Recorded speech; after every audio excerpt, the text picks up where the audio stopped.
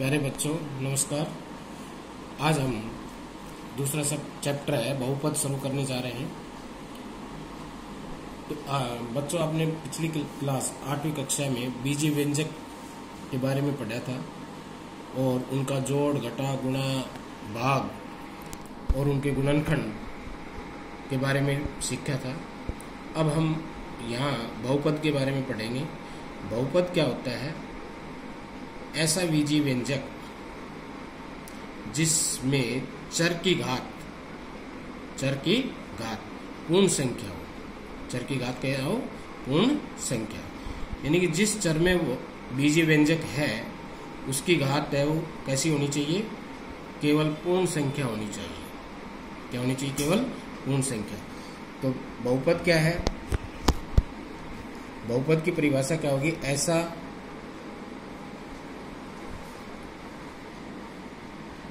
बीजीय व्यंजक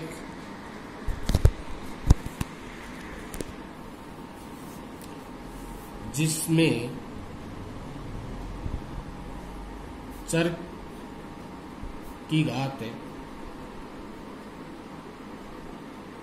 क्या हो? पूर्ण संख्या हो।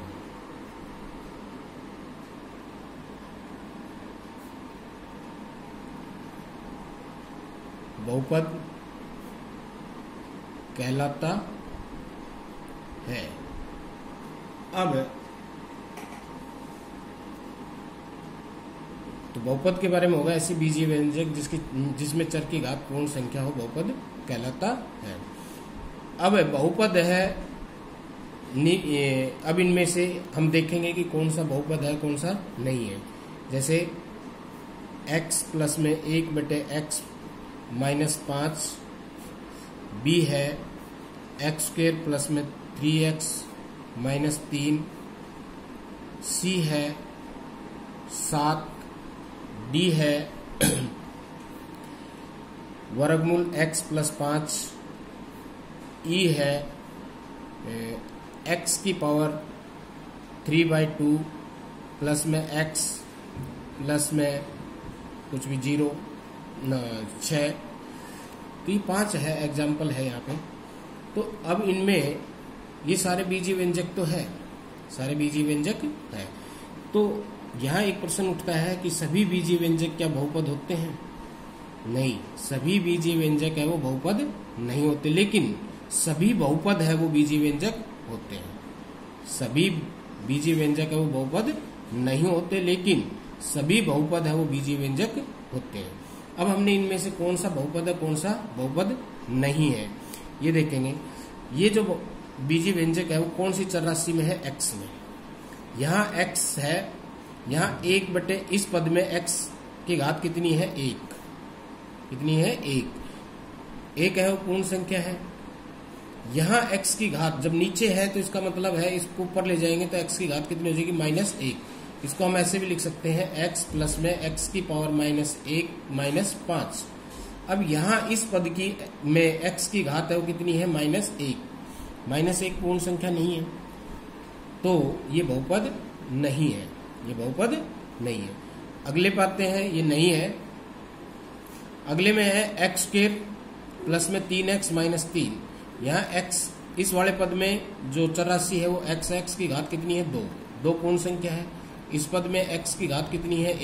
1 भी पूर्ण संख्या है। इस पद में x की घात कितनी है? 0 भी पूर्ण संख्या है। तो इसमें सभी पदों में जो चर राशि है उसकी घात कितनी है? 0, 1, 2। और ये तीनों ही पूर्ण संख्या है, इसलिए ये बहुपद है। अगला है 7। क्या 7 बहुपद है? हाँ, 7 है वो बहुपद है। इसको हम 7 x की पावर 0 लिख सकते हैं। x की पावर 0 का मतलब 1 है, 7 को 1 से गुणा करेंगे तो कोई फर्क नहीं पड़ेगा। तो x की पावर 0 1 हो गया। तो ये भी बहुपद है। यहाँ चर राशि की घात कितनी है? 0, और 0 पूर्ण संख्या है, इसलिए ये भी बहुपद है। इसमें इसको अगर हम लिखें तो x रूट x है। रूट का मतलब होता है पावर 1/2 प्लस में 5। यहाँ इस पद में x की घात कितनी है? 1/2, जो कि पूर्ण संख्या नहीं है, इसलिए ये बहुपद नहीं है। यहाँ इसमें इस पद की घात है 3/2 जो कि पूर्ण संख्या नहीं है, तो ये भी बहुपद नहीं है। तो यहां हमने देखा कि कौन सा बहुपद है, कौन सा बहुपद नहीं है।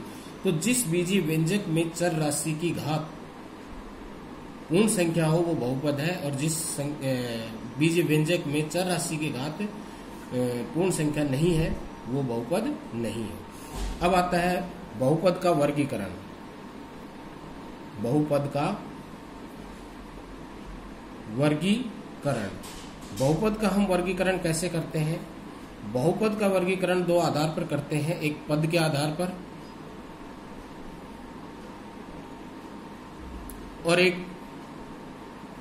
घात के आधार पर। पद के आधार पर कि उसमें पद कितने हैं, जैसे फॉर एग्जाम्पल ये बहुपद है एक x की पावर 5 प्लस x की power 2 minus x plus 3। A B ये है x की पावर 100 प्लस में 15। सी है 5x। डी है x की पावर 3 प्लस 2x माइनस 4। यहाँ पद है वो कहाँ कैसे अलग होते हैं? प्लस और माइनस के साइन से।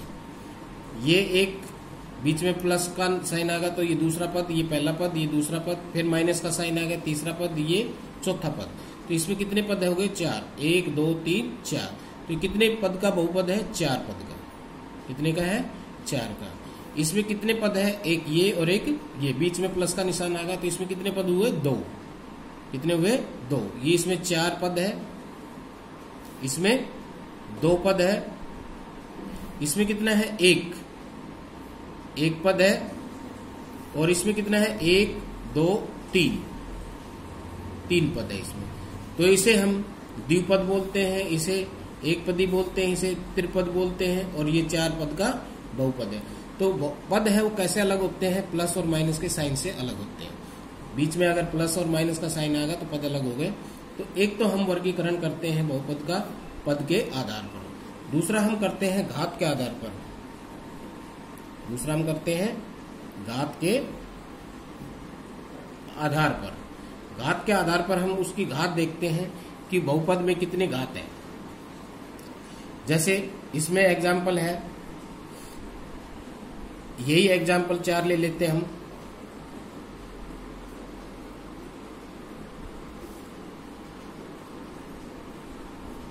यही 4 एग्जाम्पल हम ले लेते हैं। चलो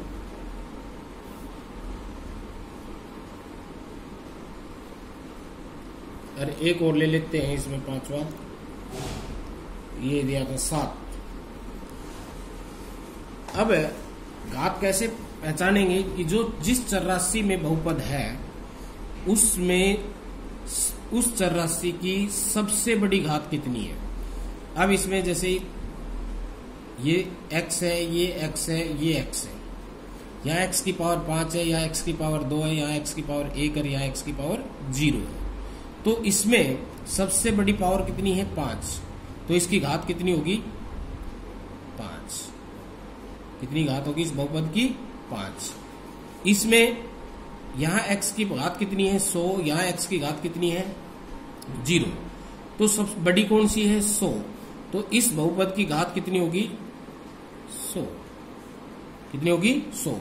यहाँ जो चर राशि है वो x है, इसकी घात कितनी है? 1। क्या कितनी है? तो इस बहुपद की घात कितनी होगी? 1। कितनी होगी? 1। यहाँ इसमें जो चर राशि है वो क्या है? x है। इसमें x की घात कितनी है? 3। बड़ी से बड़ी कितनी है? 3। तो यहाँ x इस बहुपद की घात कितनी होगी? 3। यहाँ x है नहीं, कोई भी चर राशि नहीं दिखाई दे रही, तो इसके आगे हम x की पावर 0 लिख सकते हैं, y की पावर 0 लिख सकते हैं, t की पावर 0 रख सकते हैं, कुछ भी रख सकते हैं। तो वो घात कितनी होगी उसकी? 0 घात का बहुपद है। 0 घात का बहुपद है। एक घात के बहुपद को हम एक घात के बहुपद को हम सरल बहुपद कह देते हैं, या और दो घात के बहुपद को हम द्विघात कहते हैं, 3 वाले को त्रिघात कहते हैं, और उसके बाद जितनी घात का है वो। अब एक होता है जीरो। जीरो है, ये क्या है? शून्य बहुपद। बहुपद तो ये भी है, लेकिन क्या है? ये शून्य बहुपद। तो ये था कि बहुपद कौन सा है, कौन से बीजीय व्यंजक बहुपद होते हैं, कौन से नहीं होते। फिर बहुपद का हम वर्गीकरण पद के आधार पर करते हैं और घात के आधार पर करते हैं। और जीरो क्या है? शून्य बहुपद है। अब हम बहुपद का क्या करते हैं? जोड़ते हैं, घटाते हैं, गुणा करते हैं, भाग करते हैं। जिस तरह से हम बीजीय व्यंजकों को जोड़ते, घटाते, गुणा करते और भाग करते हैं और उनका गुणनखंड करते हैं। तो इनको बहुपदों को की गुणा करने या गुणनखंड करने के लिए कुछ सरल समीकरण हैं।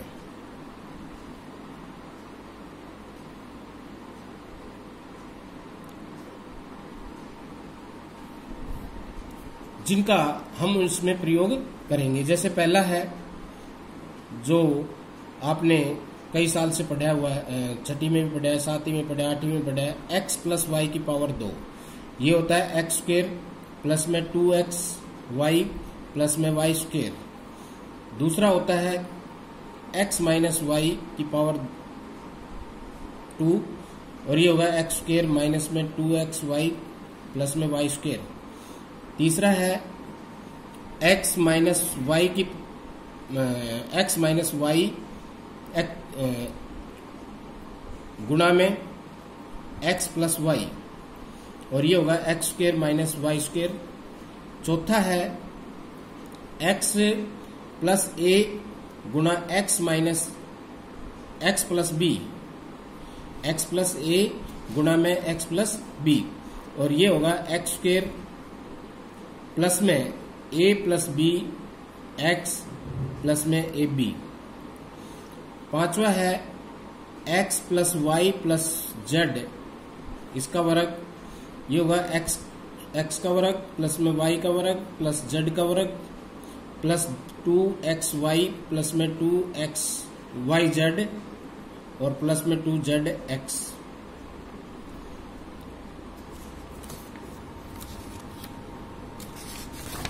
उसके बाद है, ये 5 हो गए। छठा है